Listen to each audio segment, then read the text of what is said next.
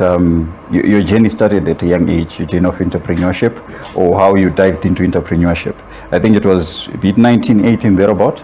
Yes, please do take us through that journey, and then how you then got appointed to be the managing director of Compulink Systems. Yeah. Great. Thanks so much, Coach Tendai.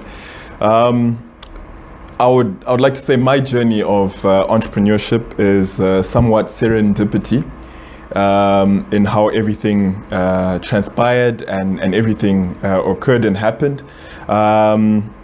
I finished my high school education in the year 2009, and when I finished, my dad was very, very keen for me to get involved. So the day what we term our A-level break began, my dad would look at me every day he got home and be like, Simon, what are you doing with your time? Simon, what are you doing with your time? And, thankful because of that nudge, I then came on board and joined the family business at Compulink Systems. So my first task and my first role in the business, I was really thrown into the deep end. My dad gave me a task in the stores department, and basically that task was to reconcile all goods that were issued out and reconcile it to our stock position. And that was over a period of about 1 year. So that was a very taxing process, but I learned a lot from that, patience and perseverance. So I got chucked into the deep end, and really that's where it all began. When I was within the stores department, my parents were very generous with me in that they shared with me information concerning the whole business. So even though I was in the stores department, I learned about sales, I learned about our procurement cycle, I learned about finance, they showed me financial reports, I learned about HR issues, and that was really, really helpful and very, very useful in grooming me and nurturing me into knowing more about the business. As time progressed within the business, as many of you know, 2009 was a tough period.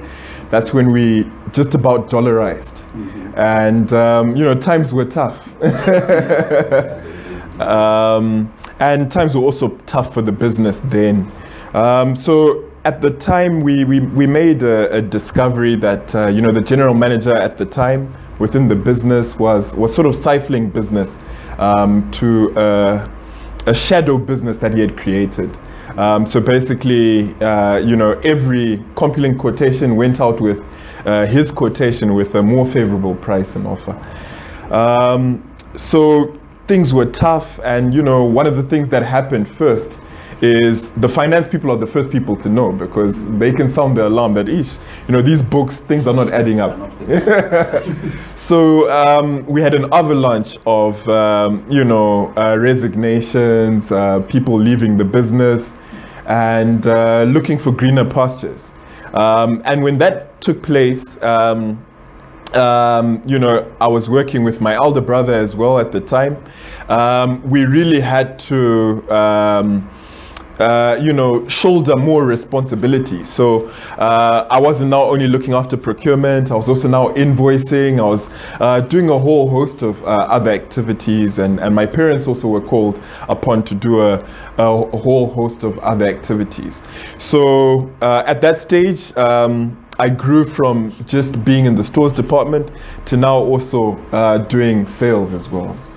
As that happened, obviously the general manager had to go at the time, but there were a lot of projects that were left hanging, a lot of opportunities that were left hanging. More resignations came in the sales department. So really, I was thrust from basically being a stores clerk to now being part of the accounts receivable team in terms of sending out invoices, but now also actually being actively involved in sales.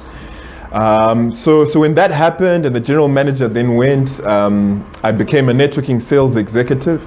And as things normalized and improved, I then head the sales and marketing department of the networking business unit. Which was very exciting. And one of the exciting things that we managed to do was in one of the years we grew the gross profit by 200%. For that business unit and probably the whole business holistically.